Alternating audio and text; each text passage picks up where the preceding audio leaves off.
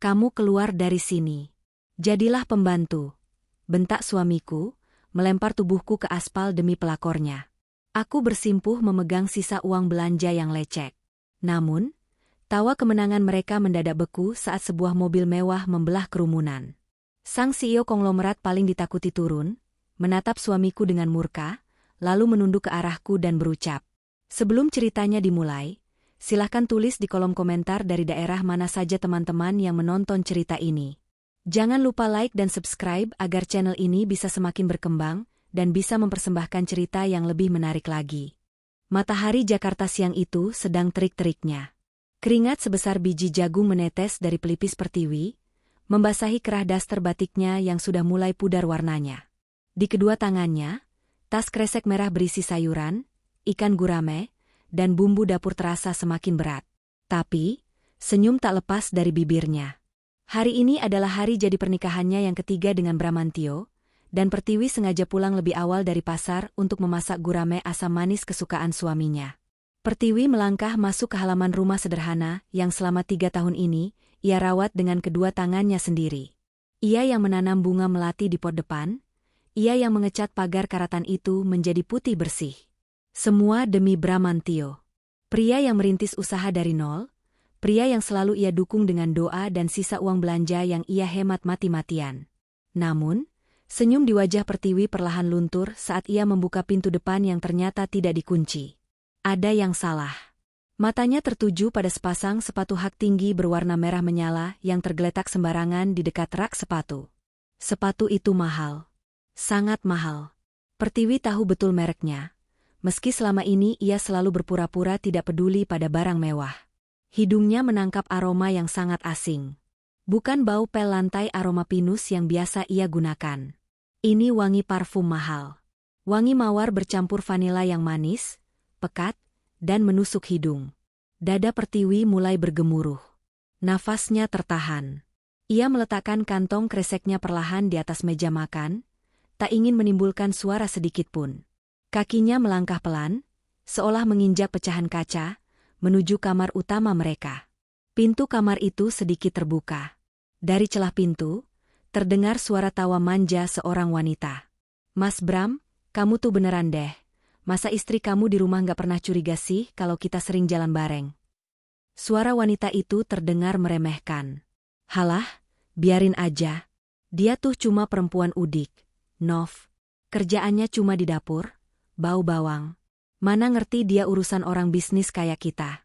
Lagian, aku nikahin dia dulu kan murni karena kasihan aja, cari orang yang bisa ngurus rumah gratisan." Itu suara Bramantio. Suara laki-laki yang tadi pagi masih mengecup keningnya sebelum berangkat kerja. Tangan Pertiwi gemetar hebat. Udara di sekitarnya seakan tersedot habis. Tanpa sadar, tangannya mendorong pintu kamar itu hingga terbuka lebar. Brak! Di atas ranjang yang spraynya baru saja diganti Pertiwi kemarin sore, Bramantio sedang duduk bersandar sambil merangkul Novita, perempuan muda dengan riasan tebal yang mengenakan kemeja kantor Bramantio yang kebesaran. Mereka berdua menoleh. Wajah Bramantio pias sesaat, namun hanya sesaat, sebelum raut wajahnya berubah menjadi datar dan dingin. Tidak ada rasa bersalah. Tidak ada kepanikan yang berarti. "Oh, udah pulang kamu rupanya," ucap Bramantio santai, seolah Pertiwi hanyalah pembantu yang memergoki majikannya. Pertiwi berdiri mematung. Air matanya menolak turun. Yang ada di dadanya saat ini bukanlah kesedihan, melainkan amarah yang mendidih hingga ke ubun-ubun. "Apa-apaan ini, Mas?" Suara Pertiwi terdengar parau, tertahan di tenggorokan. "Di kamar kita? Di atas ranjang kita?" Novita, perempuan itu, bukannya malu malah menyunggingkan senyum sinis. Ia merapikan rambutnya dan menatap Pertiwi dari atas ke bawah. "Ya ampun, Mas Bram. Ini istrimu? Ya pantas aja kamu bosan. Penampilannya aja kayak asisten rumah tangga mau buang sampah." "Jaga mulutmu," bentak Pertiwi, melangkah maju. "Keluar dari rumahku sekarang juga." Bramantio tiba-tiba bangkit dari ranjang. Wajahnya mengeras, urat lehernya menonjol. Ia berjalan cepat ke arah Pertiwi dan, tanpa diduga, mencengkeram lengan istrinya itu dengan sangat kasar. "Rumahmu? Heh, sadar diri. Rumah ini aku yang sewa pakai uangku. Perusahaanku yang lagi naik daun, itu hasil kerjaku. Kamu cuma benalu yang numpang makan di sini. Bramantio berteriak tepat di depan wajah Pertiwi. Mas, aku yang nemenin kamu dari kamu gak punya apa-apa. Aku yang gadai cincin kawin kita buat modal awal kamu. Pertiwi mencoba melawan, memberontak dari cengkeraman suaminya. Tapi tenaga laki-laki itu terlalu kuat. Bramantio menyeret Pertiwi keluar dari kamar, menyusuri ruang tamu, hingga ke pintu depan. Pertiwi meronta, menangis, kakinya tersandung karpet, tapi Bramantio tidak peduli. Pria itu sudah dibutakan oleh kesombongan dan gengsinya di depan selingkuhannya. Dengan sekali dorongan kasar, Bramantio melempar tubuh Pertiwi keluar pintu. Pertiwi jatuh tersungkur di atas lantai teras yang kasar. Lututnya tergores. Di telapak tangannya, ia masih menggenggam erat sisa uang belanja hari ini, selembar uang 100.000 dan beberapa lembar 2.000-an yang lecek. Hanya itu harta yang ia bawa. Tetangga sebelah rumah mulai keluar, mengintip dari balik pagar. Terdengar bisik-bisik yang menyayat hati. Namun Bramantio sama sekali tidak merasa malu. Ia berkacak pinggang di ambang pintu, menatap istrinya dengan pandangan jijik. Kamu keluar dari sini. Pergi sekarang. Jadilah pembantu di luar sana. Bentak Bramantio, suaranya menggelegar ke seluruh penjuru jalanan. Perempuan miskin, nggak tahu diuntung. Mulai detik ini, kita cerai. Brak! Pintu rumah ditutup dengan bantingan keras, disusul suara kunci yang diputar dari dalam. Pertiwi masih duduk bersimpuh di teras. Angin siang yang panas meniup ujung dasternya. Ia menunduk, menatap uang lecek di tangannya. Air matanya akhirnya jatuh menetes. Namun anehnya, setelah beberapa tetes, tangis itu berhenti. Ia mengangkat wajahnya. Sorot matanya berubah. Dari sorot mata seorang istri yang tersakiti, menjadi sorot mata yang tajam, dingin, dan berbahaya. Ia menghapus sisa air mata di pipinya dengan kasar. Kamu salah pilih lawan, Mas, bisiknya pelan, sangat pelan hingga hanya angin yang bisa mendengarnya. Pertiwi perlahan bangkit berdiri. Lututnya yang lecet terasa perih, tapi ia mengabaikannya. Ia membersihkan debu dari dasternya. Ibu-ibu tetangga yang sedari tadi menonton mulai berani mendekat, berniat menawarkan simpati palsu bercampur rasa ingin tahu. Mbak Pertiwi, ya ampun, kok bisa sampai diusir begitu? Suaminya ketahuan main gila ya? Tanya seorang tetangga dengan nada dibuat-buat sedih. Pertiwi tidak menjawab. Ia hanya berdiri tegak, memandang lurus ke arah jalan raya di depan kompleks perumahan yang sempit itu. Ia merogoh saku dasternya yang dalam, mengeluarkan sebuah ponsel yang layarnya sudah retak. Ponsel murahan yang dibelikan Bramantio 2 tahun lalu. Pertiwi menekan serangkaian nomor yang sudah ia hafal di luar kepala. Nomor yang selama 3 tahun ini tidak pernah ia hubungi. Nada sambung berbunyi 2 kali sebelum sebuah suara berat dan tegas terdengar dari seberang.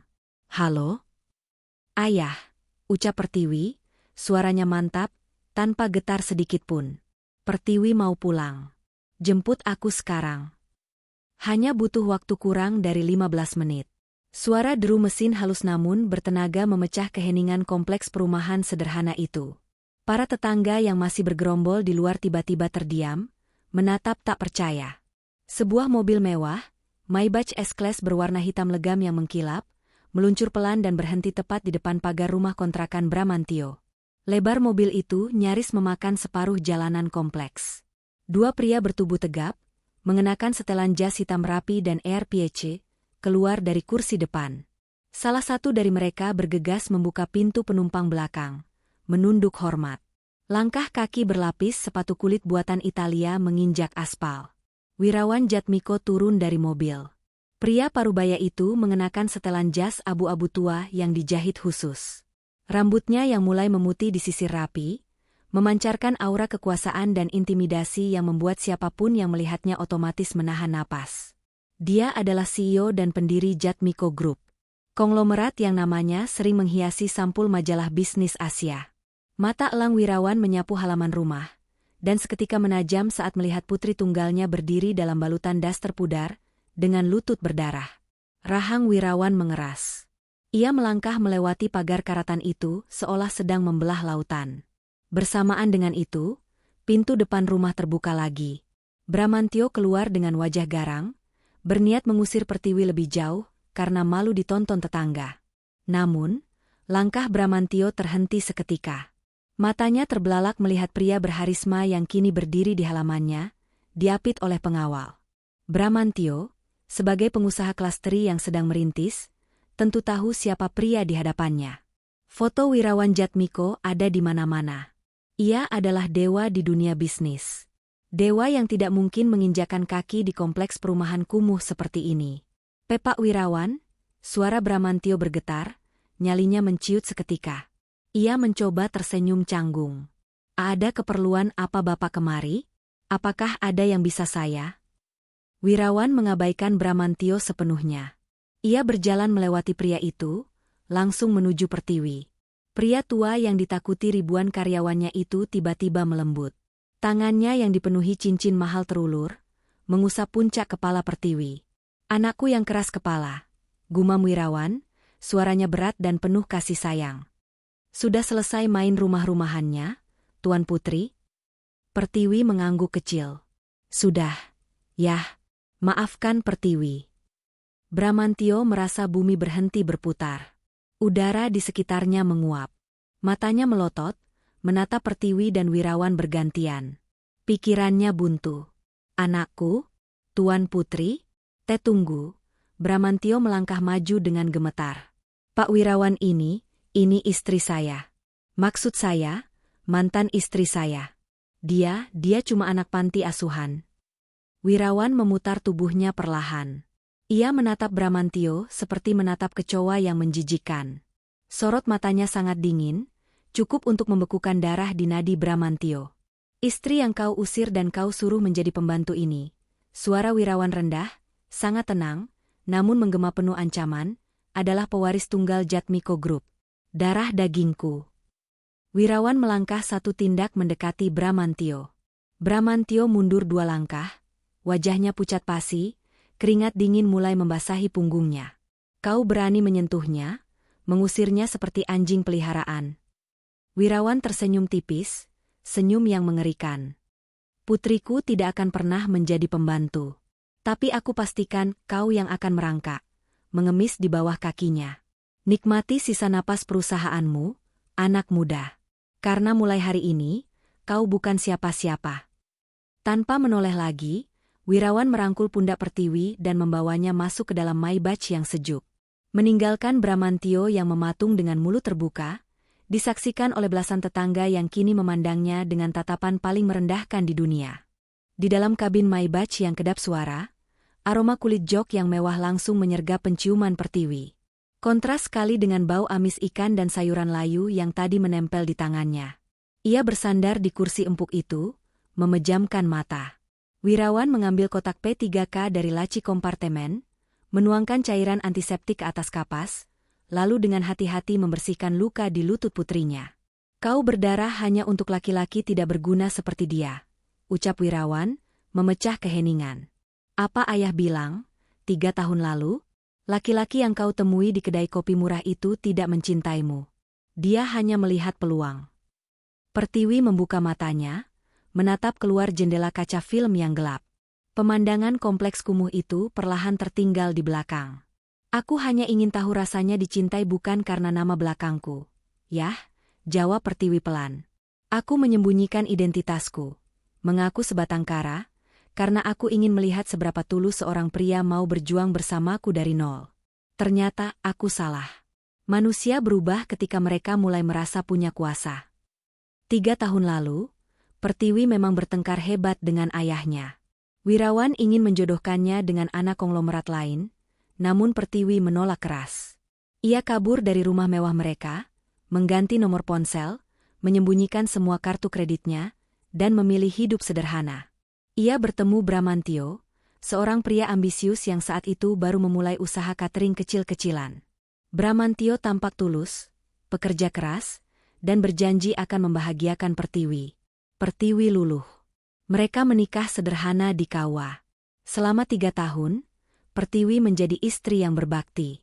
Ia mengurus rumah tangga, mencuci baju suaminya, bahkan merelakan perhiasan satu-satunya, cincin emas peninggalan ibunya, untuk tambahan modal usaha Bramantio saat suaminya itu ingin berekspansi ke bidang logistik dan supply chain. Pertiwi pikir, pengorbanannya akan membuahkan kesetiaan. Namun, saat perusahaan Bramantio mulai mendapatkan proyek-proyek besar secara ajaib, suaminya itu berubah. Ia mulai sering pulang malam, membelikan barang mahal untuk dirinya sendiri, dan memandang remeh Pertiwi yang tetap tampil apa adanya. "Kau tidak salah, Pertiwi," kata Wirawan sambil menutup kotak P3K. "Kau hanya memberikan berlian kepada babi. Mereka tidak tahu nilainya, mereka hanya tahu cara mengotorinya." Pertiwi menoleh menatap ayahnya. Apa yang akan ayah lakukan padanya? Wirawan tersenyum. Bukan senyum ayah yang hangat, melainkan senyum seorang pebisnis predator. "Bukan aku, tapi kau. Ini saatnya kau mengambil kembali tempatmu. Dan percayalah, balas dendam terbaik bukanlah kekerasan. Balas dendam terbaik adalah menghancurkan apa yang paling dia banggakan, lalu membiarkannya hidup untuk menyaksikannya." Mobil terus melaju membelah kemacetan Jakarta, membawa Pertiwi kembali ke dunianya yang sebenarnya. Dunia di mana ia tidak perlu lagi mencuci baju dengan tangan atau menghitung kembalian uang pasar. Gerbang besi raksasa setinggi 4 meter terbuka perlahan. Maybach itu meluncur masuk ke kawasan perumahan elit di kawasan Menteng. Melewati air mancur besar di halaman depan, mobil berhenti tepat di depan pintu utama sebuah mansion bergaya klasik Eropa. Belasan asisten rumah tangga berseragam hitam putih sudah berbaris rapi di tangga depan, menunduk hormat menyambut kedatangan sang nyonya muda yang telah lama hilang.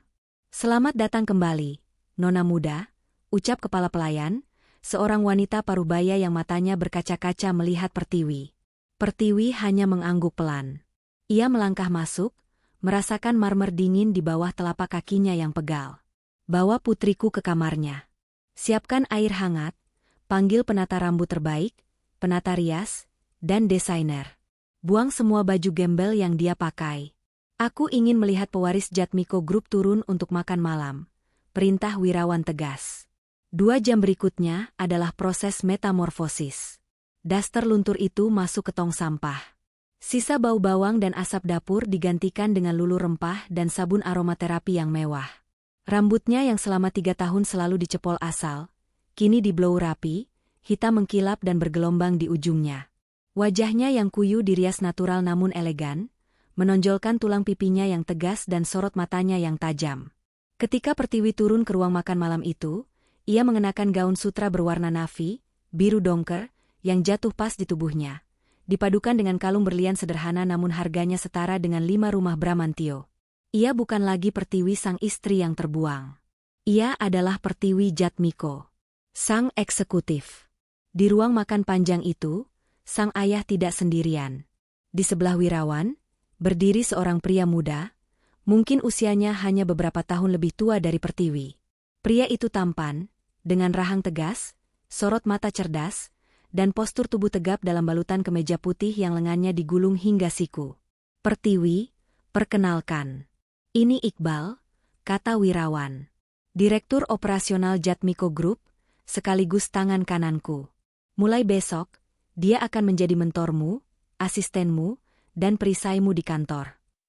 Iqbal mengangguk hormat, menatap Pertiwi dengan pandangan profesional, namun ada secercah kekaguman di matanya. "Sebuah kehormatan, Nona Pertiwi. Saya sudah menyiapkan ruang kerja Anda di lantai atas." Pertiwi membalas anggukan Iqbal, lalu duduk di kursi seberang ayahnya. Pelayan menghidangkan makan malam steak wagyu kualitas premium. Pertiwi memotong daging itu dengan elegan. "Iqbal," panggil Pertiwi, nada suaranya berubah drastis. Jauh dari nada pasrah saat ia masih di rumah kontrakan. Suaranya kini bernada perintah. "Aku ingin tahu semua laporan keuangan perusahaan PT Maju Logistik, perusahaan milik Bramantio." Iqbal segera mengambil sebuah tablet dari tas kerjanya, menyalakan layarnya, dan menggesernya ke arah Pertiwi.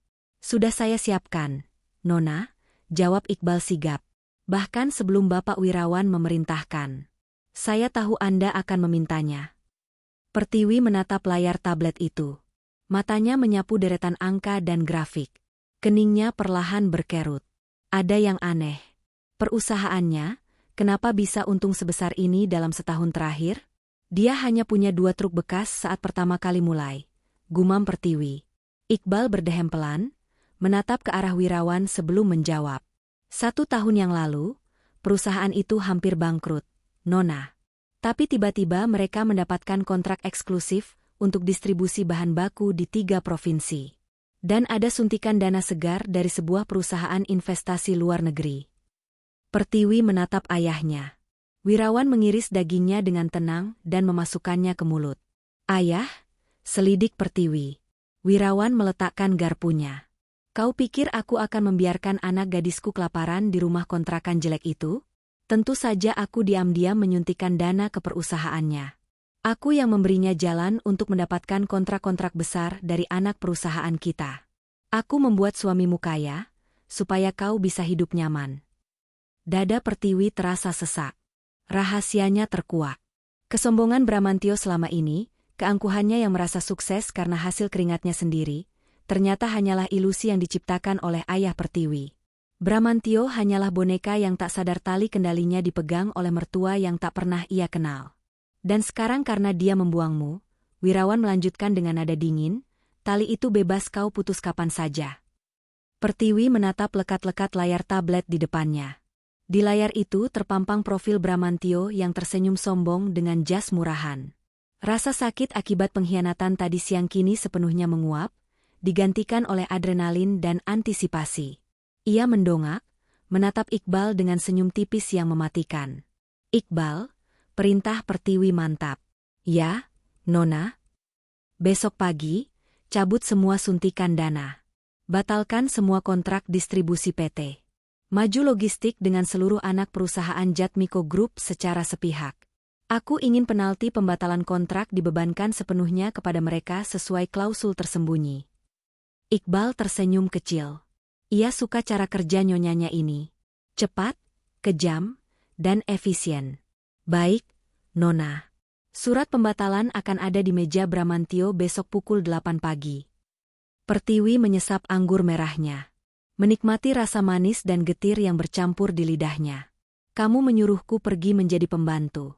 Mas, kita lihat, siapa yang besok akan menangis mengemis memungut sisa makanan. Malam itu, di saat Bramantio dan selingkuhannya tertidur lelap dalam ilusi kekayaan mereka, badai kehancuran telah diatur dengan sempurna dari sebuah ruang makan di Menteng. Malam itu, di sebuah restoran fine dining di lantai 50 sebuah gedung pencakar langit Jakarta, denting gelas kristal beradu. Minuman berwarna keemasan berkilau di bawah lampu gantung mewah. Bramantio duduk menyandarkan punggungnya di kursi beludru merah. Jas hitamnya kini diganti dengan setelan desainer yang baru saja dibelinya sore tadi. Di hadapannya, Novita tersenyum manja, memotong daging steak salmon dengan gaya yang dibuat-buat anggun. Di leher perempuan itu, melingkar kalung mutiara keluaran terbaru yang harganya setara dengan biaya makan Pertiwi selama 2 tahun. Akhirnya ya, Mas, ucap Novita dengan nada mendesah yang disengaja. Ia mencondongkan tubuhnya ke depan. Kita bisa napas lega. Nggak ada lagi perempuan udik yang bikin pemandangan rumah jadi kotor. Kamu hebat banget tadi siang, berani ngusir dia di depan tetangga. Bramantio tertawa pongah. Ia menyesap minumannya dengan gaya seorang raja yang baru saja menaklukkan dunia. Ya harus dong, sayang. Laki-laki itu harus tegas. Perusahaanku, PT Maju Logistik, sekarang lagi di atas angin. Klien kita semuanya perusahaan raksasa. Aku ini CEO, masa istriku modelannya kayak pembantu cuci piring? Bikin malu kalau dibawa meeting. Nah, makanya... Novita menyelipkan rambutnya ke belakang telinga, menatap Bramantio dengan tatapan penuh perhitungan. Karena kamu sekarang CEO sukses, dan bentar lagi kita bakal resmi nikah setelah surat ceraimu keluar, aku bolehkan minta ganti mobil? Masa calon istri bos logistik kemana-mana pakai mobil keluaran 5 tahun lalu? Malu sama teman-teman arisanku. Bramantio terdiam sesaat. Sebenarnya, arus kas perusahaannya bulan ini agak ketat karena ia baru saja membeli gudang baru. Tapi gengsi menutupi akal sehatnya. Ia tidak mau terlihat lemah atau kurang kaya di depan Novita. Boleh dong, jawab Bramantio mantap, mengeluarkan kartu kredit platinum atas nama perusahaannya dari dompet. Besok kita ke showroom. Kamu pilih aja mau mobil Eropa warna apa. Urusan bayar, gampang. Kontrak distribusi kita sama anak perusahaan Jatmiko Group bulan depan cair lagi. Uang miliaran tinggal nunggu masuk rekening. Novita memekik kegirangan. Ia berdiri setengah membungkuk melintasi meja dan mengecup pipi Bramantio. Mereka tertawa lepas. Tertawa di atas penderitaan yang mereka pikir telah mereka berikan pada Pertiwi.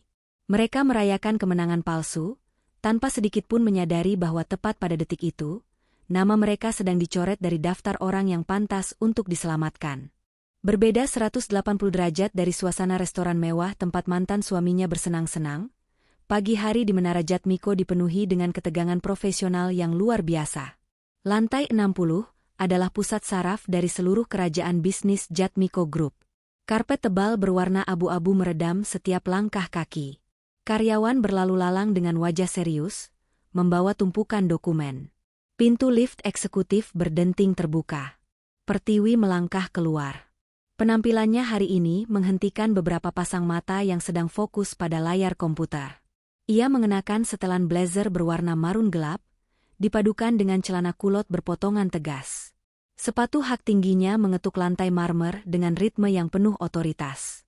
Di belakangnya, Iqbal berjalan mengawal dengan membawa 2 buah tablet berisi data krusial. Pertiwi melangkah masuk ke ruang rapat utama. Di sana, 7 orang direktur anak perusahaan sudah duduk menunggu dengan wajah sedikit tegang. Mereka sudah mendengar rumor tentang kembalinya pewaris tunggal sang pendiri. Selamat pagi. Suara Pertiwi memecah keheningan. Nadanya tenang, datar, namun menguasai seluruh ruangan. Ia duduk di kursi ujung meja oval, tempat yang biasanya hanya diduduki oleh ayahnya. Pagi, Nona Pertiwi, jawab mereka serempak. Pertiwi langsung membuka tablet di hadapannya. Tidak ada basa-basi. 3 tahun menjadi istri penurut yang suaranya selalu dibungkam membuat Pertiwi muak pada kepalsuan. Ia kini kembali ke habitat aslinya, seorang predator bisnis. Pak Tirta, Pertiwi memanggil nama manajer keuangan pusat yang duduk di sebelah kanannya. Saya sudah membaca laporan audit semalam. Jelaskan pada saya, mengapa 5 anak perusahaan kita di sektor manufaktur memberikan hak distribusi eksklusif kepada PT Maju Logistik, perusahaan yang armadanya tidak sampai 50 truk. Tirta, pria parubaya berkacamata tebal itu berdehem gugup. Ia melirik Iqbal sejenak sebelum menjawab. Itu atas instruksi langsung dari Bapak Wirawan setahun yang lalu, Nona.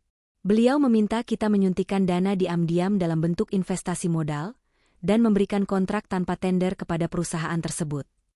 Pertiwi tersenyum sinis. Matanya menyapu deretan angka di layar. 70%, gumam Pertiwi pelan. 70% dari total pendapatan PT Maju Logistik berasal dari anak perusahaan kita. Kalau kita cabut kontrak ini, mereka bukan cuma rugi, mereka lumpuh total. Benar, Nona, sambung Iqbal. Dan menurut klausul kontrak yang disusun oleh tim legal kita setahun lalu, ada pasal khusus. Jika PT Maju Logistik gagal memenuhi standar etika bisnis atau terjadi perubahan manajemen sepihak, kita berhak memutus kontrak secara instan, dan mereka yang harus membayar denda penalti sebesar 500 miliar rupiah karena gagal memberikan jaminan armada. Pertiwi menutup tabletnya perlahan. Suara, klik, dari penutup magnetik itu terdengar sangat nyaring di ruangan yang sunyi.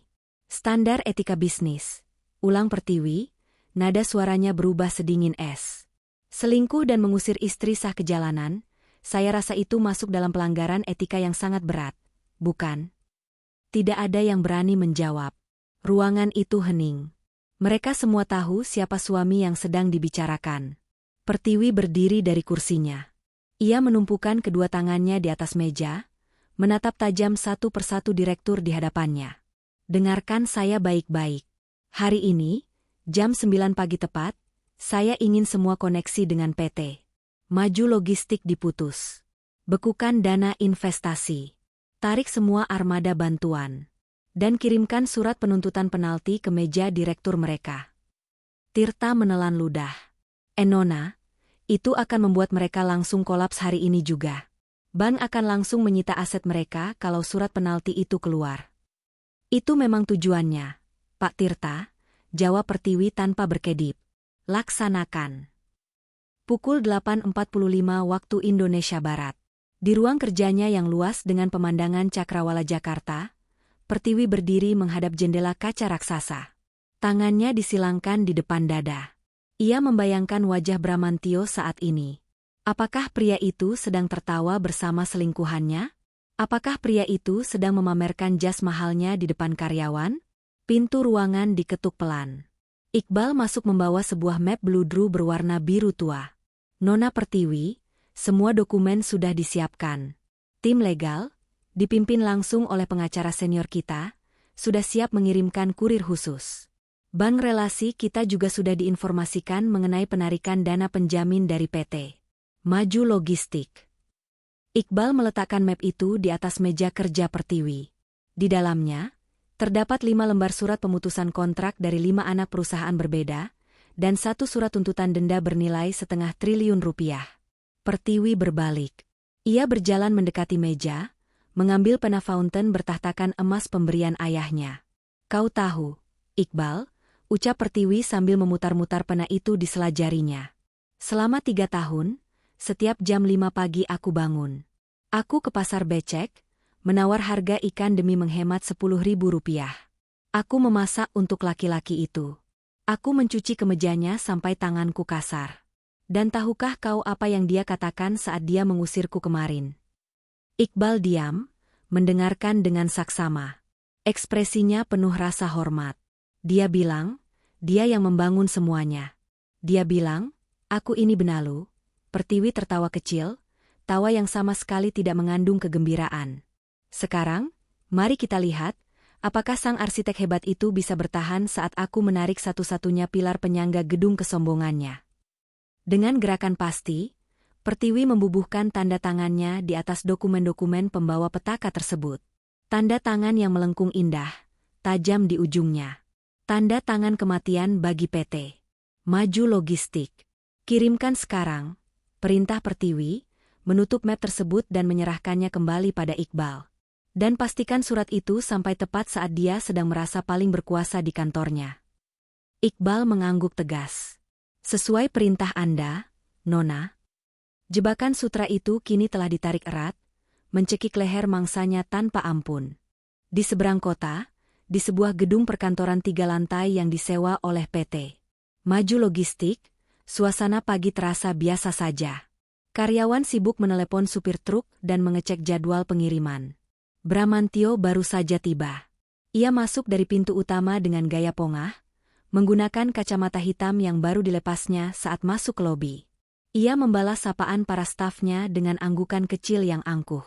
Ia merasa seperti raja minyak. Ia masuk ke ruangannya yang didesain berlebihan. Sofa kulit imitasi berukuran besar, meja kayu jati yang terlalu lebar, dan sebuah lukisan abstrak yang ia beli murni karena harganya mahal, bukan karena ia mengerti seninya. Baru saja Bramantio duduk dan membuka laptopnya, pintu ruangannya diketuk dengan kasar.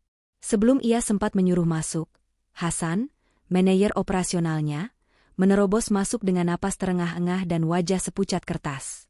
Pak Bram, suara Hasan bergetar hebat.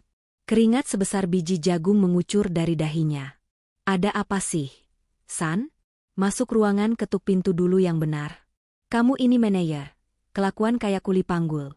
Tegur Bramantio kesal, kembali fokus pada layar laptopnya. Maaf, Pak, tapi ini gawat. Sangat gawat. Hasan meletakkan sebuah map coklat di atas meja Bramantio dengan tangan gemetar. Kurir dari Jatmiko Group baru saja datang. Kelima anak perusahaan manufaktur mereka, semuanya, Pak. Semuanya serentak membatalkan kontrak distribusi kita pagi ini juga. Gerakan tangan Bramantio terhenti di atas mouse. Ia mendongak pelan. Matanya menyipit. Kamu ngelantur apa pagi-pagi? Batal gimana? Kontrak kita itu jangka panjang. Mereka nggak bisa asal batal. Mereka bisa, Pak. Hasan nyaris menangis. Ia membuka map itu dan menunjuk deretan paragraf yang ditandai dengan stabilo kuning. Baca ini, Pak. Ada klausul pelanggaran etika dan penarikan modal sepihak. Dan yang lebih parah. Suara Hasan tercekat. Apa yang lebih parah? Bentak Bramantio, merebut kertas itu dan membacanya sendiri. Mereka menuntut denda penalti 500 miliar rupiah karena pemutusan kontrak ini. Dan karena dana jaminan kita ditarik oleh Jatmiko Group hari ini, Bank Relasi baru saja menelepon saya 5 menit lalu. Mereka membekukan semua rekening perusahaan kita. Pak, kita nggak bisa muter uang sama sekali. Bramantio merasa kepalanya dipukul dengan palu godam. Pandangannya berputar. Tulisan di kertas itu terasa menari-nari mengejeknya. Pemutusan kontrak, penarikan modal, denda 500 miliar, rekening dibekukan. Tidak mungkin. Gumam Bramantio, suaranya melemah. Jantungnya berdetak liar hingga terasa menyakitkan di dada. Ini pasti salah paham. Ini pasti kesalahan sistem. Hubungi direktur mereka. Hubungi Pak Tirta sekarang. Belum sempat Hasan menjawab, telepon di meja kerja Bramantio berdering nyaring. Disusul oleh suara dering telepon dari meja sekretaris di luar, lalu dari meja operasional. Seketika, seluruh kantor itu dipenuhi suara dering telepon yang bersahut-sahutan seperti sirene tanda bahaya. Hasan mengangkat telepon di ruangan itu dan memucat. Pak, dari vendor truk sewaan. Mereka minta pelunasan hari ini juga karena dengar rumor rekening kita dibekukan. Telepon berdering lagi. Pak, dari supplier bahan bakar. Mereka menahan 20 truk kita di depo karena tagihan bulan lalu belum dibayar, dan kartu kredit perusahaan kita baru saja ditolak. Bramantio berdiri dengan kaki gemetar. Ruangan ber-AC itu tiba-tiba terasa seperti panggangan neraka. Kemeja mahalnya mulai basah oleh keringat dingin. Ilusi kesuksesannya runtuh hanya dalam waktu kurang dari 10 menit. Pondasi yang ia pikir dibangun dengan keringatnya sendiri, kini hancur lebur kembali menjadi debu. Ia mencoba menekan nomor wirawan Jatmiko yang kemarin sore ia lihat di halaman rumahnya. Tapi nomor itu tidak aktif. Ia mencoba menelepon kolega-koleganya untuk meminjam uang, namun tak satu pun dari mereka yang mengangkat. Berita kejatuhan sebuah perusahaan logistik yang melawan Jatmiko Group menyebar lebih cepat daripada kebakaran hutan. Tidak ada yang mau bunuh diri dengan membantu musuh dari sang raja bisnis. Pak, kita harus bagaimana? Tanya Hasan putus asa. Anak buah di lapangan nunggu instruksi. Barang klien lain nyangkut semua. Bramantio merosot kembali ke kursinya. Ia memegang kepalanya dengan kedua tangan, menarik rambutnya sendiri dengan frustrasi. Ia tidak punya jawaban. Ia sama sekali tidak punya jalan keluar. Di saat Bramantio sedang meregang nyawa menghadapi kehancuran perusahaannya, Novita tengah berada di sebuah butik tas branded di sebuah mall premium di Jakarta Selatan. Novita mengenakan kacamata hitam besar yang bertengger di hidungnya, berjalan angkuh menyusuri deretan tas kulit buaya yang dipajang di etalase kaca. 2 orang pramuniaga mengikutinya dari belakang dengan senyum profesional. Mbak, saya mau yang model Birkin warna taupe ini. Terus sekalian dompet yang matching. Langsung bungkus aja, nggak usah kelamaan, perintah Novita dengan nada tinggi, sengaja agar pelanggan lain di butik itu mendengarnya. Baik, Ibu. Totalnya menjadi 345 juta rupiah. Pembayarannya mau menggunakan kartu apa, Bu? Tanya pramuniaga itu sopan sambil membawa barang-barang tersebut ke meja kasir. Novita membuka tasnya dengan gaya berlebihan, menjepit kartu kredit platinum perusahaan milik Bramantio dengan 2 jarinya, lalu menyerahkannya seolah ia sedang memberikan sedekah. Pakai ini. Swipe aja, limitnya masih miliaran. Pramuniaga itu tersenyum, menggesek kartu tersebut ke mesin EDC. Tit, tit, tit. Layar mesin menunjukkan warna merah. Transaction declined. Card blocked. Pramuniaga itu mengernyitkan dahi. Ia mencoba menggeseknya sekali lagi. Tit, tit, tit. Hasilnya sama. Mohon maaf, Ibu, ucap pramuniaga itu, suaranya kini sedikit lebih rendah. Kartunya tertolak. Keterangannya kartu diblokir oleh pihak bank. Apakah Ibu ada kartu lain? Wajah Novita langsung memerah padam. Beberapa pelanggan lain yang berada di dekat kasir mulai menoleh ke arahnya. Ia merasa tertampar. Mbak, ini gimana sih? Mesinnya yang rusak kali. Coba gesek lagi yang benar. Suami saya itu CEO, perusahaannya besar. Masa kartu platinum diblokir? Jangan sembarangan ya. Novita mulai menaikkan suaranya, berusaha menutupi rasa panik dan malunya dengan amarah. Pramuniaga senior datang menghampiri, mencoba menenangkan. Maaf, Bu. Tapi sistem kami normal. Jika Ibu berkenan, silakan hubungi pihak bank terlebih dahulu. Atau mungkin Ibu mau menahan dulu barangnya? Nggak usah. Saya telepon suami saya sekarang biar dia yang beli mesin edisi kalian sekalian. Rutuk Novita kasar. Ia merebut kartunya kembali, melangkah keluar butik dengan langkah menghentak penuh amarah, membiarkan tas impiannya tertinggal di meja kasir. Di koridor mal yang sepi, Novita mengeluarkan ponselnya dan menghubungi Bramantio. Panggilan pertama tidak diangkat. Panggilan kedua juga nihil. Baru pada panggilan kelima, terdengar suara Bramantio mengangkat telepon. Halo? Suara Bramantio terdengar parau dan membentak dari seberang sana. Mas, kamu ini gimana sih? Novita langsung memberondong tanpa ampun. Aku lagi di butik, mau bayar tas, kartu kredit perusahaannya diblokir. Malu-maluin banget tahu nggak? Aku dilihatin banyak orang kaya orang kere. Telepon banknya sekarang. Mas, buka blokirnya. Keheningan sesaat terjadi di seberang saluran. Lalu, terdengar tawa. Bukan tawa bahagia, melainkan tawa orang yang sudah kehilangan akal sehatnya. Tawa Bramantio yang pahit dan syarat akan keputusasaan. Tas? Suara Bramantio merendah, terdengar bergetar menahan ledakan emosi. Kamu mikirin tas ratusan juta di saat perusahaanku baru aja hancur lebur? Hancur gimana maksudmu? Mas? Jangan bercanda deh. Semalam kamu bilang uang miliaran mau cair. Jantung Novita mulai berdegup kencang. Firasat buruk menyergapnya. Nggak ada uang miliaran, Novita. Nggak ada. Teriak Bramantio dengan volume maksimal, membuat Novita harus menjauhkan ponsel dari telinganya. Semua kontrak diputus. Semua uang ditarik. Bank menyita rekeningku. Perusahaan ini bangkrut hari ini juga. Dan ini semua gara-gara bapaknya Pertiwi. Lutut Novita mendadak lemas. Ia bersandar di tembok koridor mal yang dingin. Bapaknya Pertiwi? Maksud kamu, pembantu sialan itu? Pembantu yang kamu hina itu pewaris Jatmiko Group. Bodoh, raung Bramantio kalap. Dan sekarang keluarganya membunuhku pelan-pelan. Jangan telepon aku lagi. Aku nggak punya uang sepeser pun buat ngasih makan kamu. Tuh. Sambungan diputus secara sepihak. Novita berdiri terpaku. Ponsel perlahan merosot dari genggamannya. Mimpi indahnya menjadi nyonya besar hancur berkeping-keping di lantai mal yang mengkilap ini. Pria yang ia bangga-banggakan semalam, pria yang ia hasut untuk mengusir istri sahnya demi dirinya, ternyata kini hanyalah gelandangan yang kehilangan segalanya dalam waktu kurang dari 24 jam. Dan di kejauhan sana, dari balik dinding kaca menara Jatmiko, sang istri sah yang dulu diusir dengan hina, kini duduk di singgasananya, menyesap kopi paginya sambil tersenyum puas melihat efek dominonya mulai meruntuhkan kehidupan orang-orang yang telah mengkhianatinya. Udara di dalam ruang kerja Bramantio terasa pengap dan mencekik. Pendingin ruangan sudah mati sejak 3 jam yang lalu, karena pihak pengelola gedung memutus aliran listrik, akibat tunggakan sewa yang mendadak tak bisa dibayar.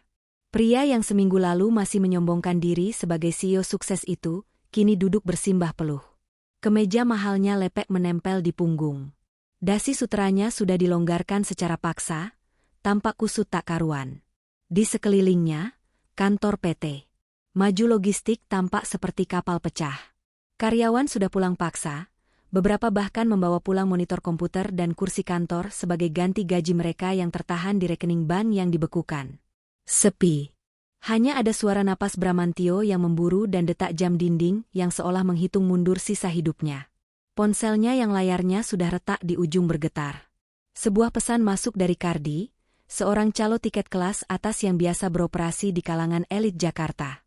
Tiket VVIP Pesta Amal Yayasan Cendekia malam ini sudah di tangan. Harganya 50 juta. Bayar tunai di basemen hotel sekarang, atau tiket ini melayang ke orang lain. Bramantio menelan ludah yang terasa sepahit empedu. 50 juta. 2 hari yang lalu, nominal itu hanyalah uang jajan yang bisa ia gesek tanpa berpikir 2 kali. Sekarang, uang tunai di dompetnya hanya tersisa beberapa ratus ribu. Semua asetnya dibekukan. Semua kartunya ditolak. Dengan tangan gemetar, Ia melepas jam tangan bermerek dari pergelangan tangan kirinya. Jam tangan edisi terbatas yang ia beli saat merayakan proyek besar pertamanya. Ia menatap jam itu dengan nanar. Ini adalah satu-satunya barang berharga yang belum disita, satu-satunya tiket untuk masuk ke acara amal tersebut. Acara di mana ratusan investor besar dan konglomerat Jakarta akan berkumpul.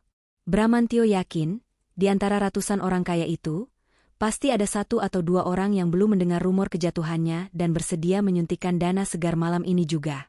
Ini adalah pertaruhan nyawa. Di tempat lain, di sebuah butik penyewaan gaun di kawasan selatan Jakarta, Novita sedang berdebat sengit dengan Farida, sang pemilik butik. "Mbak Novita, saya sudah bilang berkali-kali. Gaun haute couture warna zamrud ini harga sewanya 10 juta semalam, dan harus ada deposit 20 juta. Kartu debit Mbak dari tadi didecline terus. Saya tidak bisa kasih gaun ini kalau cuma modal janji," tegur Farida dengan nada mulai tinggi, melipat tangannya di dada. Novita menggigit bibir bawahnya menahan malu. Wajahnya merah padam. Dua orang pelanggan lain di butik itu mulai melirik ke arahnya sambil berbisik-bisik. "Mbak Farida ini gimana sih? Saya ini pelanggan tetap loh. Kemarin-kemarin saya selalu beli putus. Nggak pernah sewa. Masa sekarang lagi ada masalah limit bank sedikit aja Mbak nggak percaya sama saya? Besok pagi saya transfer 2 kali lipat." Novita mencoba menggertak, meski suaranya terdengar bergetar. "Maaf, Mbak. Aturan tetap aturan. Kalau tidak ada deposit, silakan cari gaun di tempat lain. Atau Mbak mau sewa yang rak sebelah sana? Itu harga sewanya cuma 500.000 semalam." Farida menunjuk deretan gaun model lama yang warnanya sudah mulai kusam di pojok ruangan. Pandangan Novita mengikuti arah telunjuk Farida. Rasa gengsinya meronta, tapi ia tidak punya pilihan. Malam ini ia harus menemani Bramantyo ke pesta amal. Pesta itu adalah satu-satunya harapan agar ia tidak benar-benar berakhir menjadi istri seorang gembel. Dengan langkah berat dan hati yang mendidih oleh dendam entah pada siapa, Novita berjalan ke arah rak gaun murah itu. Ia mengutuk nasibnya. Ia mengutuk Bramantyo yang mendadak miskin. Dan entah kenapa, di sudut terdalam pikirannya, bayangan wajah Pertiwi yang tersenyum tenang saat diusir kembali menghantui. Malam itu, dengan persiapan yang serba dipaksakan, Bramantyo dan Novita melangkah masuk ke lobi Hotel Bintang 5 tempat acara berlangsung. Bramantyo memakai jas yang sama dengan yang ia pakai kemarin, yang kini terasa kebesaran di tubuhnya yang mendadak menyusut karena stres.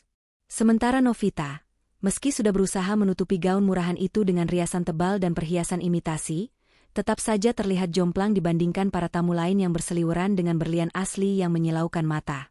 Mereka masuk ke dalam ballroom raksasa itu seperti 2 ekor tikus yang menyusup ke sarang singa, berharap bisa mencuri remah-remah daging tanpa ketahuan. Lampu chandelier kristal raksasa yang menggantung di tengah ballroom memancarkan cahaya keemasan yang hangat, memantul di atas gelas-gelas sampanye yang dipegang oleh para tamu. Alunan musik orkestra klasik mengalun lembut, menjadi latar belakang suara tawa elegan dan obrolan bisnis bernilai triliunan rupiah. Aroma parfum mahal menguar di setiap sudut ruangan. Ini adalah dunia yang berbeda. Dunia di mana kekuasaan diukur dari nama belakang dan jumlah angka 0 di rekening luar negeri. Bramantyo dan Novita berdiri di sudut ruangan, dekat pilar besar bernuansa emas. Bramantyo berkeringat dingin. Sejak 30 menit yang lalu, ia mencoba mendekati beberapa kenalan lamanya, para pengusaha menengah yang dulu sering menjilatnya. Namun, setiap kali ia melangkah mendekat, mereka langsung membuang muka, berpura-pura sibuk menelepon, atau terang-terangan berbalik arah menjauhinya. Berita tentang murkanya Jatmiko Group terhadap PT Maju Logistik rupanya sudah menyebar ke seluruh penjuru ibu kota. Tidak ada satupun orang waras yang mau bunuh diri secara finansial dengan terlihat berbicara bersama Bramantyo. "Mas, kita dari tadi dicuekin terus loh. Aku capek berdiri pakai hak tinggi," keluh Novita dengan suara berbisik yang syarat akan kekesalan. Ia mencoba tersenyum pada seorang nyonya sosialita yang lewat, namun nyonya itu hanya melirik gaun Novita dengan tatapan merendahkan dari ujung rambut hingga ujung kaki sebelum memalingkan wajah. "Diamlah, Novita. Aku lagi mikir," desis Bramantyo, matanya liar menyapu ruangan mencari target investor yang mungkin berasal dari luar pulau dan belum mendengar berita kejatuhannya. Tiba-tiba, musik orkestra berhenti perlahan. Suara dentingan sendok pada gelas kristal terdengar, meminta perhatian seluruh hadirin. Johan, seorang pembawa acara kondang dengan setelan tuxedo rapi, naik ke atas panggung utama. Selamat malam, Tuan dan Nyonya yang terhormat. Terima kasih atas kemurahan hati Anda malam ini. Namun, sebelum kita memulai acara lelang amal kita memiliki sebuah pengumuman yang sangat istimewa. Suara Johan menggema merdu melalui tata suara kelas dunia di ruangan itu. Seluruh tamu menghentikan percakapan mereka. Ruangan menjadi hening. Bahkan pelayan yang sedang menuangkan minuman pun menghentikan gerakan mereka, berdiri tegak di tempat masing-masing. Malam ini adalah malam yang bersejarah bagi dunia bisnis tanah air. Untuk pertama kalinya setelah bertahun-tahun, Bapak Wirawan Jatmiko, pendiri dan komisaris utama Jatmiko Group, secara resmi memperkenalkan sang penerus tunggal tahta perusahaannya kepada publik. Johan memberi jeda yang dramatis.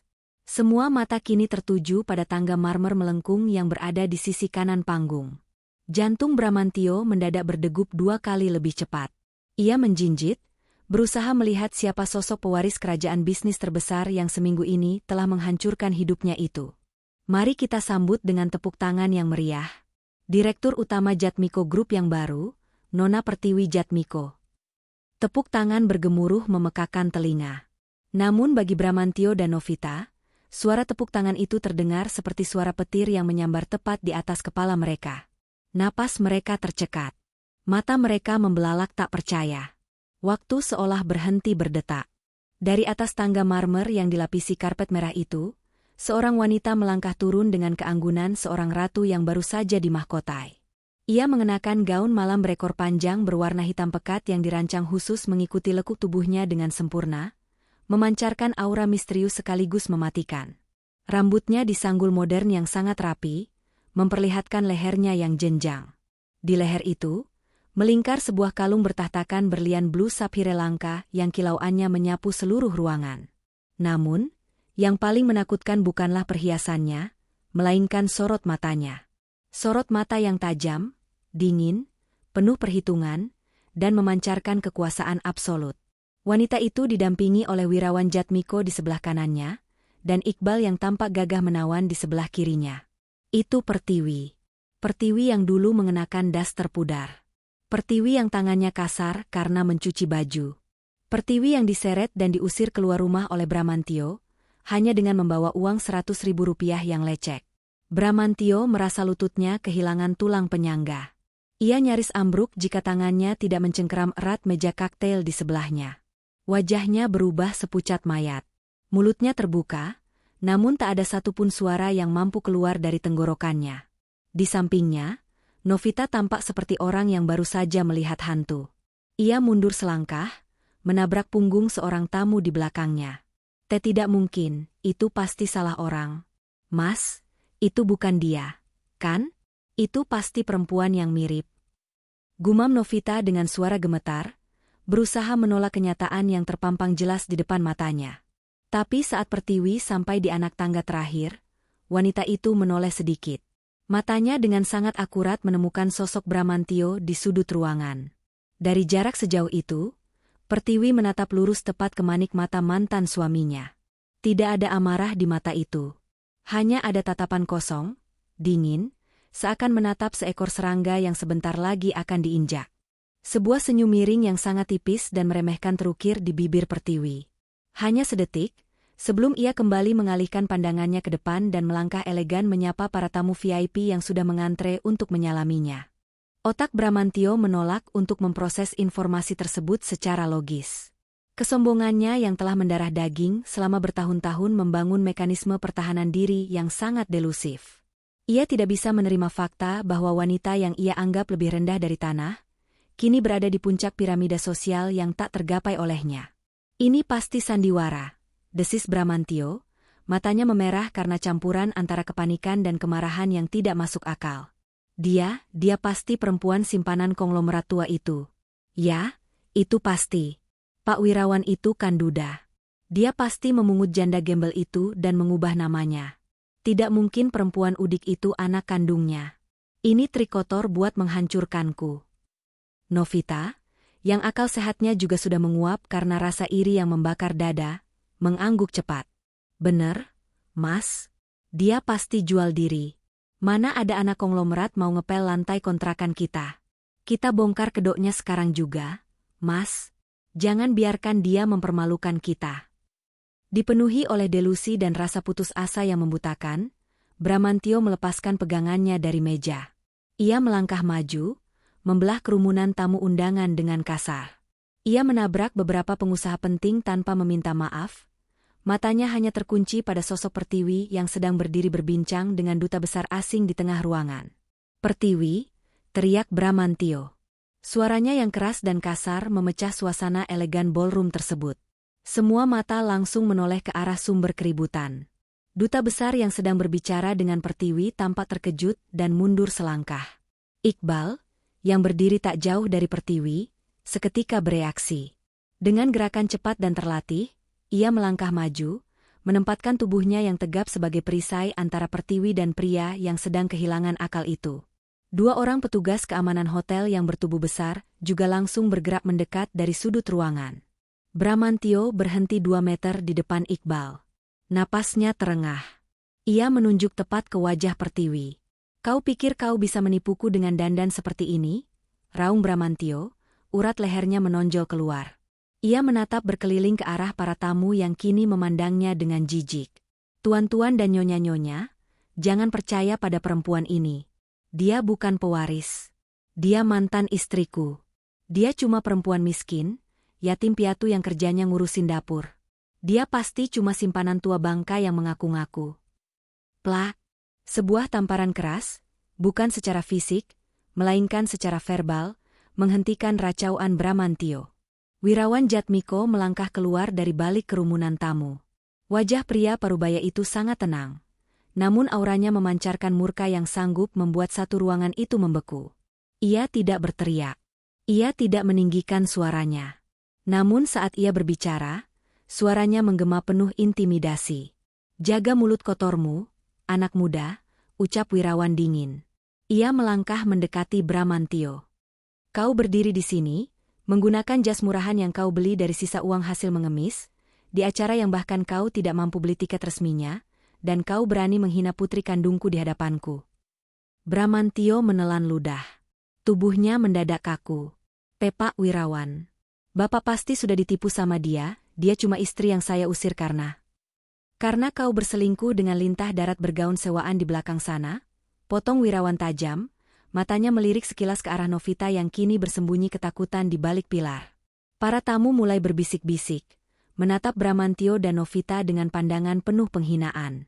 Wirawan kembali menatap Bramantio tepat di matanya. 3 tahun lalu, aku membiarkan putriku pergi mencari pengalaman hidup, mencari makna dari sebuah ketulusan. Dia memilihmu. Dia merendahkan derajatnya untuk melayanimu, berharap kau memiliki sebersit harga diri sebagai laki-laki. Tapi kau membuktikan bahwa anjing kampung tidak akan pernah bisa mencerna daging wagyu. Wirawan mengambil segelas air putih dari nampan pelayan yang lewat, lalu menyiramkannya perlahan, tepat ke wajah Bramantio. Air dingin itu membasahi wajah, kacamata, dan kemeja Bramantio, meruntuhkan sisa-sisa harga diri pria itu hingga tak bersisa. "Kau bukan siapa-siapa tanpa uang yang kuberikan padamu secara diam-diam," desis wirawan, cukup keras untuk didengar oleh para tamu di barisan depan. "Dan sekarang, saat aku menarik semua uangku, kau hanyalah sampah yang bahkan tidak pantas memandang bayangan putriku. Keamanan," seret makhluk ini keluar dari pandanganku. Melihat kekasihnya dipermalukan sedemikian rupa, akal sehat Novita benar-benar putus.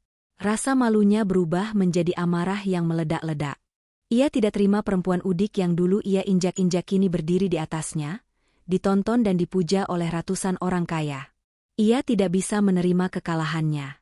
Dengan mata melotot liar, Novita menyambar sebuah gelas berisi penuh anggur merah dari meja kaktail terdekat. Sambil memekik seperti orang kesurupan, ia berlari menerobos kerumunan menuju arah Pertiwi. "Perempuan pelakor jalang. Kau yang menghancurkan hidup kami," jerit Novita, bersiap melemparkan isi gelas itu tepat ke arah wajah mulus Pertiwi dan gaun mahalnya. Ia ingin melihat Pertiwi basah, kotor, dan terhina. Namun, Pertiwi sama sekali tidak bergeming. Ia tidak mundur, tidak memejamkan mata, bahkan ekspresi wajahnya tidak berubah sedikitpun. Ia hanya berdiri tegak bak patung pualam, menatap lurus ke arah Novita yang berlari ke arahnya. Sebab Pertiwi tahu, ia tidak perlu mengotori tangannya sendiri. Hanya dalam hitungan sepersekian detik sebelum cairan merah itu melayang ke udara, Iqbal melangkah dengan kecepatan kilat. Dengan gerakan taktis dan presisi yang mematikan, tangan kanan Iqbal menepis kuat pergelangan tangan Novita dari bawah. Prang! Gelas kristal itu terlepas dari genggaman Novita, terlempar ke udara, dan memuntahkan seluruh isinya, bukan ke arah Pertiwi, melainkan kembali menyiram wajah dan gaun Novita sendiri. Gelas itu jatuh menghantam lantai marmer dan hancur berkeping-keping. Novita tersentak mundur, terbatuk-batuk dengan wajah basah kuyup oleh anggur merah. Cairan lengket itu merusak riasan tebalnya, mengalir ke leher, dan menodai gaun sewaan murahannya menjadi tampak seperti kain gombal berdarah. Ia tampak sangat menyedihkan, basah kuyup, bau alkohol, dan ditertawakan oleh seluruh penjuru ruangan. Iqbal segera mengambil sapu tangan sutra dari saku jasnya. Ia sama sekali tidak memedulikan Novita yang sedang merintih di lantai. Sebaliknya, pria tampan itu menunduk sopan, menawarkan sapu tangan tersebut kepada Pertiwi. "Ada setetes anggur yang mengenai sepatu Anda, Nona," ucap Iqbal lembut, nadanya kontras dengan gerakannya yang mematikan tadi. Pertiwi menerima sapu tangan itu, mengusap ujung sepatunya dengan tenang. Lalu, ia melangkah maju satu langkah, menatap ke bawah ke arah Novita yang sedang menangis sesenggukan sambil mengusap wajahnya yang luntur. "Kamu sebut dirimu pelakor?" Suara Pertiwi mengalun sangat halus, namun memotong keheningan ruangan layaknya pedang yang diasah tajam. "Untuk menjadi pelakor, setidaknya kamu harus berhasil merebut sesuatu yang berharga. Sedangkan kamu hanya memungut sampah bekas yang baru saja aku buang dari rumahku." Pertiwi membuang sapu tangan kotor itu tepat di depan lutut Novita. Bawa mereka berdua keluar melalui pintu belakang, tempat pembuangan sampah, perintah Pertiwi kepada petugas keamanan tanpa melihat lagi ke arah mantan suami dan selingkuhannya itu.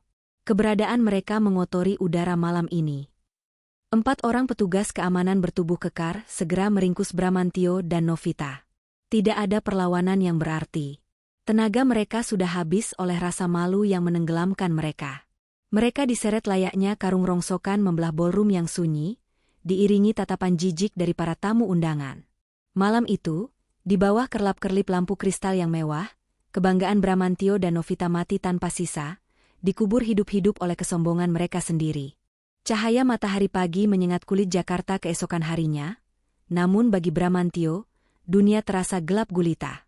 Setelah diusir secara tidak hormat dari pesta amal semalam, mereka berdua bahkan tidak bisa pulang menggunakan taksi daring karena aplikasi di ponsel Bramantio tidak bisa diakses akibat kartunya yang diblokir. Mereka terpaksa berjalan kaki berkilo-kilometer dengan baju basah dan sepatu hak tinggi yang menyiksa, kembali ke rumah sewaan mewah mereka yang terletak di kompleks elit kawasan Jakarta Barat. Namun, penderitaan rupanya belum selesai menyapa mereka. Saat mereka tiba di depan gerbang rumah bercat putih tulang itu pagi ini, mereka disambut oleh pemandangan yang membuat lutut Bramantio kembali lemas, hingga ia nyaris jatuh terduduk di aspal. 2 unit mobil derek dari pihak leasing sedang menaikkan 2 mobil mewah milik Bramantio, termasuk mobil Eropa yang baru saja ia janjikan untuk Novita. Di depan pagar rumah, berdiri 4 orang pria berpakaian safari dengan wajah keras, didampingi oleh 2 orang petugas kepolisian dan seorang petugas dari pihak bank. Pagar besi yang tinggi itu digembok dengan rantai tebal yang baru. Di pintunya, tertempel sebuah stiker kuning besar dengan tulisan merah menyala, "Aset ini dalam penyitaan bank." "Tunggu. Apa-apaan ini?" teriak Bramantio serak, berlari terhuyung-huyung mendekati petugas bank bernama Guntoro yang sedang memegang papan dada berisi dokumen. "Ini rumah saya. Kenapa kalian segel?"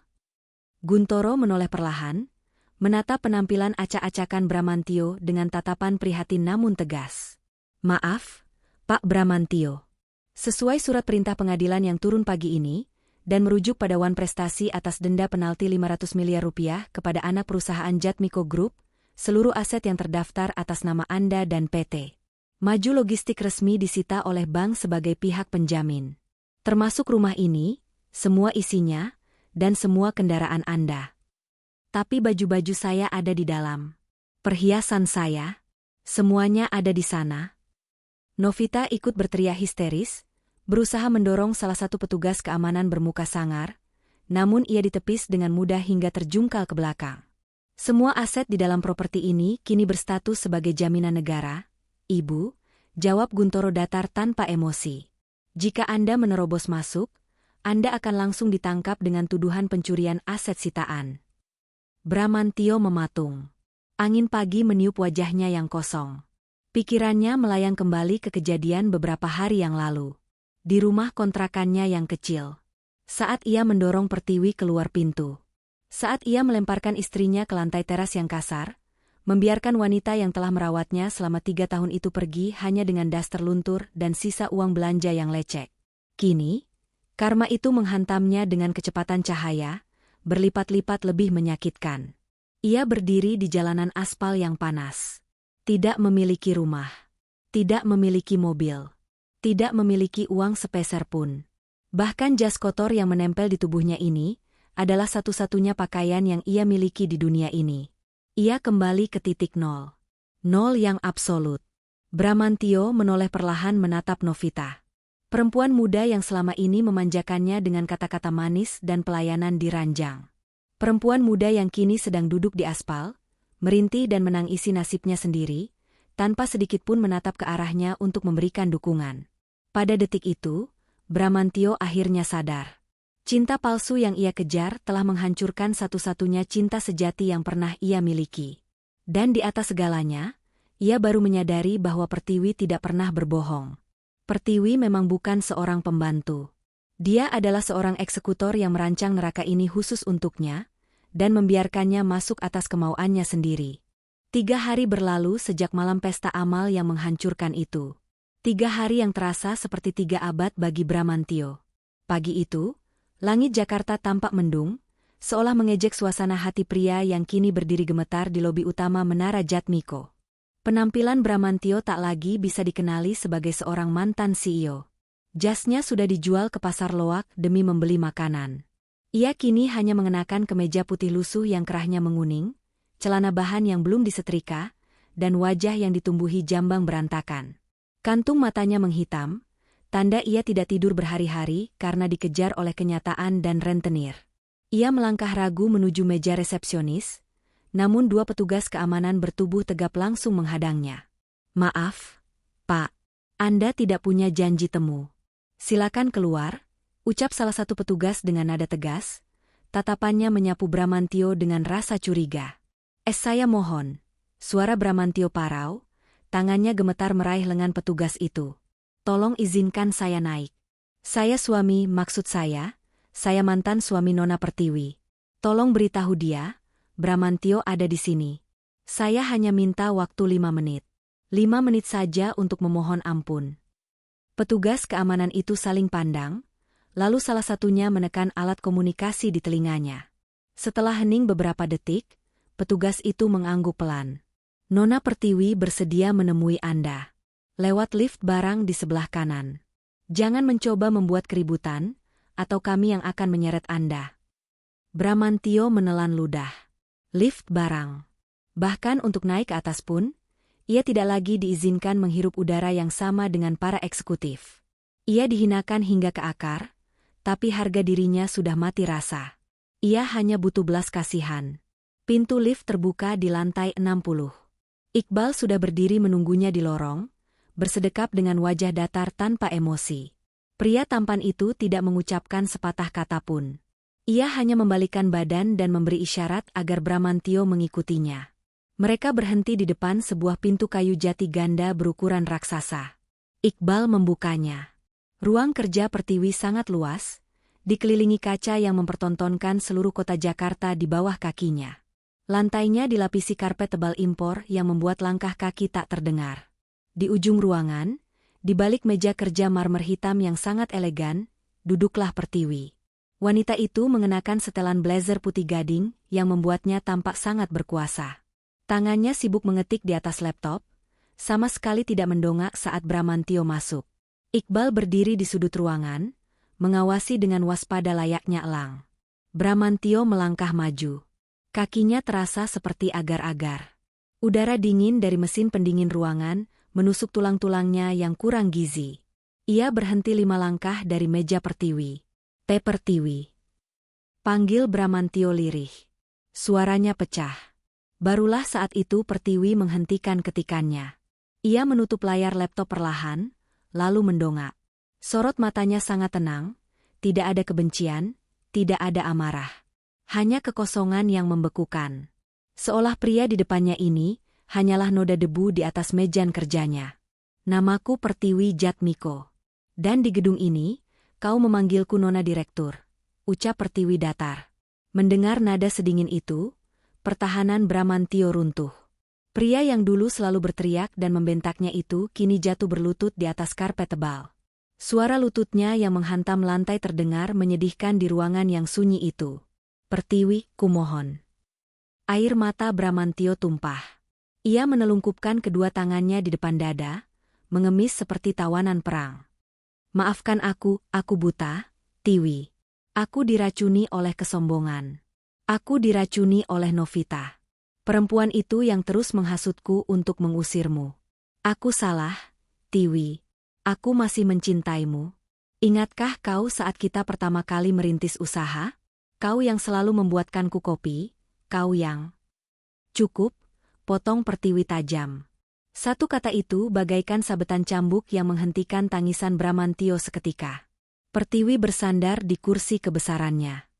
Jangan mengotori kenangan masa laluku dengan mulut pengkhianatmu. Kau tidak mencintaiku, Bramantio. Kau hanya mencintai bayangan kesuksesan yang kau pikir kau bangun sendiri. Kau membuangku karena aku tidak lagi cocok dengan panggung kepalsuanmu. Pertiwi membuka laci mejanya. Ia mengambil sebuah map coklat yang tersegel rapi, lalu melemparkannya ke atas meja hingga meluncur mendekati tepi yang menghadap Bramantio.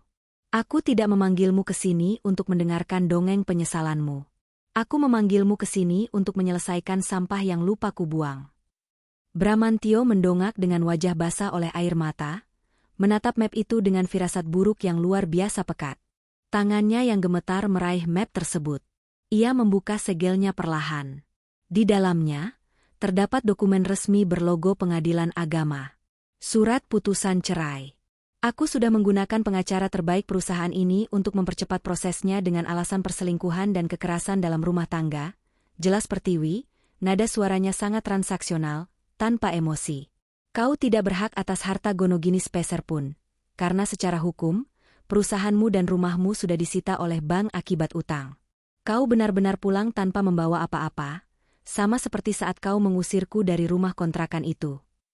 Bramantio memegang surat itu seolah memegang batu bara panas. Napasnya tersengal. Tiwi, tolong, jangan begini. Beri aku satu kesempatan lagi.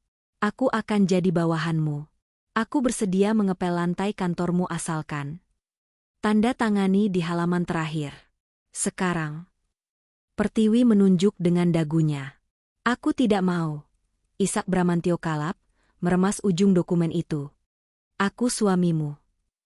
Iqbal segera melangkah maju, siap bertindak. Namun Pertiwi mengangkat sebelah tangannya, menghentikan Iqbal. Pertiwi mencondongkan tubuhnya ke depan, menatap langsung ke kedalaman mata Bramantio yang hancur. Jika kau tidak menandatanganinya detik ini juga. Bisik Pertiwi dengan nada yang sangat berbahaya, aku akan memastikan laporanku ke kepolisian tentang penggelapan pajak di PT Maju Logistik diproses hari ini. Kau bukan hanya akan jadi gembel, Bramantio. Kau akan membusuk di sel tahanan bersama para penjahat kelas teri. Bramantio berhenti bernapas. Mulutnya terkatup rapat. Ancaman itu terlalu nyata. Ia tahu, dengan kekuasaan keluarga Jatmiko, memasukkannya ke penjara hanyalah perkara semudah membalikan telapak tangan.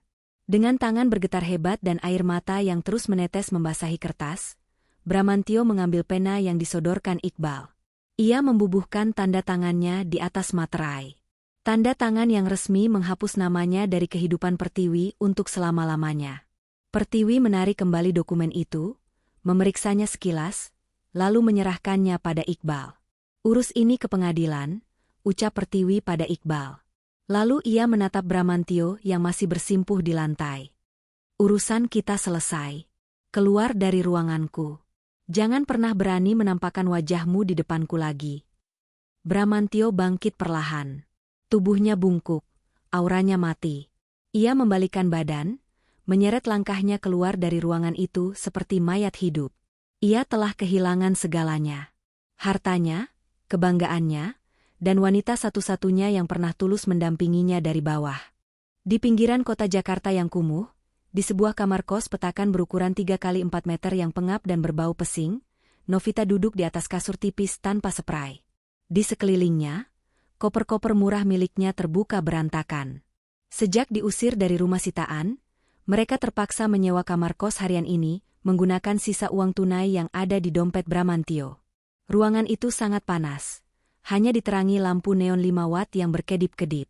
Suara bising knalpot motor dari jalanan di luar menembus dinding triplek yang tipis. Pintu kamar yang engselnya sudah rusak itu didorong terbuka. Bramantio masuk. Penampilannya lebih mengerikan dari sebelumnya. Matanya kosong, langkahnya gontai. Ia baru saja kembali dari neraka di lantai 60 Menara Jatmiko. Melihat Bramantio pulang tanpa membawa hasil apa-apa, raut wajah Novita langsung berubah sinis. Tidak ada sisa-sisa kemanjaan atau cinta palsu di wajahnya. Yang tersisa hanyalah kepanikan dan keegoisan murni seorang wanita materialistis yang terjebak dalam kemiskinan. Gimana? Kamu udah ketemu bapaknya? Udah minta maaf? Cecar Novita dengan nada tinggi yang memekakan telinga. Ia berdiri, bertolak pinggang menghadap Bramantio. Atau kamu sengaja pulang tangan kosong biar kita mati kelaparan di sini? Bramantio menutup pintu perlahan. Ia berjalan ke sudut ruangan, duduk merosot di lantai bersandar pada dinding yang catnya mengelupas. Ia menatap Novita dengan pandangan lelah. Semuanya sudah selesai, Nov, gumam Bramantio pelan. Aku sudah cerai. Pertiwi tidak akan memberikan 1 sen pun. Kita hancur. Mendengar kata-kata itu, urat leher Novita menegang. Wajahnya merah padam. Hancur? Kamu yang hancur. Bukan aku, jerit Novita kalap. Ia menendang koper di dekatnya hingga isinya berhamburan. Gara-gara kebodohanmu kita jadi gembel. Kau bilang kau CEO. Kau bilang istrimu cuma pembantu. Kau menipuku, Bramantio. Laki-laki macam apa kau ini? Bramantio mendongak, matanya berkilat marah mendadak. Menipumu? Kau yang merengek minta dibelikan ini itu. Kau yang menghasutku setiap malam di ranjang untuk menyingkirkan Pertiwi. Kalau saja kau tidak serakah, kalau saja kau tidak membuat keributan di pesta amal itu, mungkin aku masih bisa menyelamatkan sisa asetku. Oh, jadi sekarang kamu nyalahin aku? Novita tertawa sumbang, tawa yang melengking menyakitkan telinga. Sadarlah, Bram, kamu itu sampah. Dari awal kamu cuma parasit yang hidup dari uang bapak mertuamu. Kamu pikir aku beneran cinta sama laki-laki udik dan arogan kayak kamu? Aku cuma mau hartamu. Dan sekarang karena kamu miskin, kamu gak ada bedanya sama lalat buatku. Kata-kata Novita menembus dada Bramantio layaknya peluru tajam. Fakta yang selama ini ia sangkal, kini dilemparkan tepat ke wajahnya oleh perempuan yang demi dirinya, ia rela menghancurkan rumah tangganya sendiri. Bramantio bangkit, mengepalkan tangannya kuat-kuat, berniat menampar wajah Novita yang penuh ejekan itu. Namun tubuhnya terlalu lemah. Belum sempat ia melangkah maju, Novita sudah bertindak lebih cepat. Perempuan itu dengan beringas menyambar dompet kulit Bramantio yang tergeletak di atas meja kayu reot. Dengan cekatan, ia membuka dompet itu dan menarik sisa 3 lembar uang Rp100.000 di dalamnya. Hanya ini yang tersisa dari raja logistik kita, cibir Novita meludah di lantai.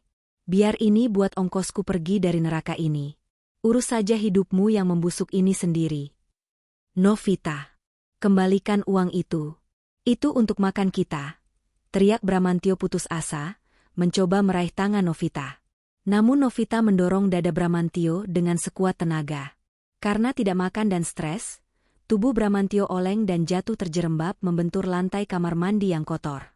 Tanpa menoleh sedikitpun, Novita menyambar tas tangannya, melangkahi tubuh Bramantio yang mengerang kesakitan, dan berlari keluar dari kamar kos itu. Suara langkah sepatu hak tingginya menjauh, diiringi bantingan pintu yang keras. Bramantio terbaring di lantai dingin yang bau pesing.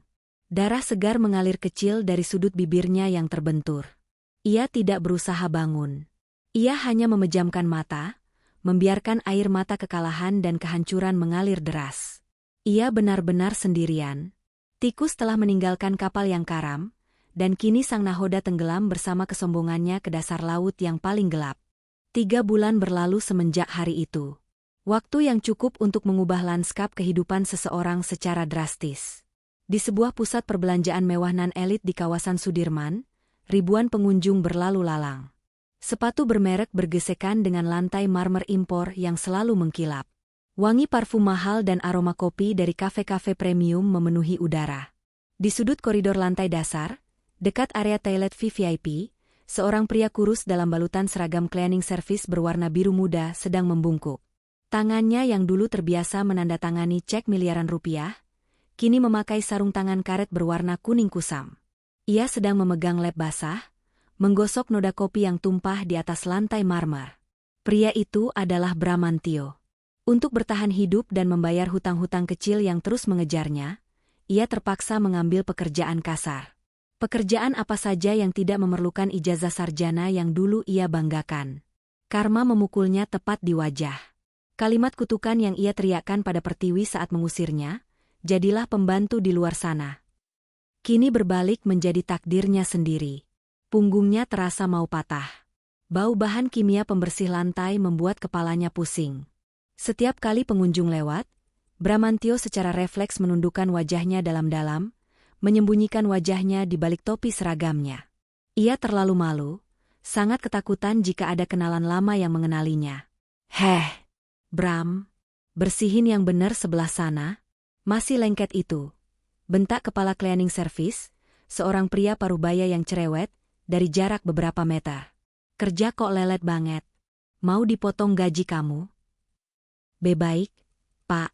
Maaf," jawab Bramantio patuh. Suaranya kecil dan bergetar. Ia memeras kain pelnya dengan susah payah, lalu kembali membungkuk mengepel lantai. Tiba-tiba, suasana mal di area lobi utama mendadak riuh namun tertib. Beberapa petugas keamanan mal dengan seragam safari berlari kecil membentuk barikade. Dari arah pintu putar raksasa, rombongan manajemen puncak masuk untuk melakukan inspeksi rutin. Bramantio, yang sedang memeras lem di pinggir koridor, mendongak sedikit. Matanya membelalak. Jantungnya seolah berhenti berdetak di dalam rongga dadanya. Dari kejauhan, dikelilingi oleh jajaran direksi mal dan pengawal pribadi, berjalan seorang wanita yang auranya mendominasi seluruh gedung. Pertiwi. Mantan istrinya itu tampak sangat luar biasa. Ia mengenakan gaun kerja rancangan desainer berwarna hijau zamrud, dipadukan dengan jas panjang berwarna krem. Langkahnya elegan, senyumnya profesional namun mematikan. Setiap orang yang dilewatinya menunduk hormat. Mal raksasa ini, ternyata, adalah salah satu dari puluhan properti yang kini berada di bawah kendali langsung Pertiwi sebagai pewaris Jatmiko Group. Di sebelah Pertiwi, berjalanlah Iqbal. Pria itu tampak gagah dengan setelan jas abu-abu terang, sesekali berbisik menjelaskan laporan singkat ke telinga Pertiwi. Mereka tampak begitu serasi, begitu sejajar dalam kuasa dan kelas. Rombongan itu bergerak mendekat ke arah koridor tempat Bramantio sedang mengepel. Jarak mereka semakin menipis. 10 meter. 5 meter. Bramantio panik luar biasa. Ia tidak sanggup. Ia tidak sanggup jika Pertiwi melihatnya dalam keadaan seperti ini. Ia tidak sanggup melihat tatapan merendahkan itu lagi. Dengan gerakan refleks yang memilukan, Bramantio membalikkan tubuhnya menghadap dinding, berjongkok sangat rendah, menutupi wajahnya dengan topi dan bahunya yang gemetar. Ia berpura-pura sedang menyikat sudut plin lantai dengan sangat serius. Langkah-langkah sepatu kulit mahal itu bergema di telinga Bramantio. "Tolong pastikan area atrium utama disterilkan untuk pameran minggu depan. Saya ingin pencahayaannya diganti dengan warm white." Terdengar suara Pertiwi yang tegas dan berwibawa melintas tepat di belakang punggung Bramantio. Jarak mereka mungkin hanya sekitar 2 meter. "Baik, Nona Pertiwi. Akan segera saya instruksikan pada manajer operasional," jawab Iqbal sigap. Aroma parfum mawar bercampur vanila yang elegan, parfum asli dari Paris yang jauh berbeda dari wangi murahan Novita dulu, menguar lembut, menyapu indera penciuman Bramantio. Aroma kesuksesan yang tak akan pernah bisa ia gapai lagi. Rombongan itu terus berjalan melewatinya tanpa berhenti sedetik pun. Pertiwi tidak menoleh. Ia sama sekali tidak memperhatikan sosok tukang pel kotor yang meringkuk di sudut koridor itu. Bagi Pertiwi, pria itu tidak ada bedanya dengan ornamen mal. Tidak terlihat, tidak penting, dan tidak memiliki makna apa-apa lagi dalam hidupnya. Bramantio perlahan membalikkan tubuhnya, menatap punggung Pertiwi yang semakin menjauh dan menghilang di balik lift VIP. Setetes air mata penyesalan yang paling perih seumur hidupnya jatuh menetes, bercampur dengan air sabun pel yang keruh di dalam ember. Meninggalkan masa lalu yang membusuk, Pertiwi melangkah ke depan dengan kecepatan cahaya. Di bawah kepemimpinannya, Jatmiko Group tidak hanya bertahan, tetapi berekspansi secara agresif. Sore itu, di ruang konferensi pers Hotel Bintang 5, riuh rendah suara shutter kamera wartawan memenuhi ruangan. Lampu kilat menyambar-nyambar saat Pertiwi, didampingi Wirawan dan Iqbal, menandatangani piagam kerja sama joint venture senilai belasan triliun rupiah dengan perusahaan teknologi global. Ini adalah proyek infrastruktur raksasa yang akan membangun pusat data logistik terbesar di Asia Tenggara. Pertiwi berdiri, menjabat tangan para delegasi asing dengan senyum percaya diri yang memukau. Ia menjawab rentetan pertanyaan dari jurnalis ekonomi dengan sangat cerdas, lugas, dan taktis. Tidak ada lagi keraguan dalam nada suaranya. Ia telah sepenuhnya bertransformasi dari sekadar pewaris, menjadi pemimpin yang dihormati karena kemampuannya sendiri. Wirawan Jatmiko yang duduk di barisan depan hanya tersenyum bangga. Ia tahu, putrinya telah kembali utuh, bahkan lebih kuat dari sebelumnya. Singa betina itu telah menemukan taringnya kembali.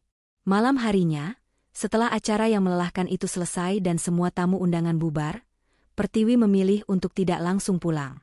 Ia meminta Iqbal memesankan sebuah meja di restoran terbuka di atap rooftop gedung perusahaan mereka sendiri. Hanya ada mereka berdua malam itu. Angin malam Jakarta meniup lembut rambut Pertiwi yang dibiarkan tergerai. Ia menyesap teh kamomilnya perlahan, melepaskan penat. Iqbal duduk di hadapannya. Pria yang selama berbulan-bulan ini menjadi tameng, mentor, sekaligus pengawal setianya itu kini memancarkan aura yang berbeda. Tidak sekaku saat di jam kerja. Jasnya sudah dilepas, lengan kemejanya digulung rapi. Luar biasa, Nona. Presentasi Anda tadi sore benar-benar membungkam keraguan para investor asing. Puji Iqbal tulus, menatap Pertiwi dengan pandangan yang sulit diartikan. Pertiwi tersenyum simpul, meletakkan cangkirnya.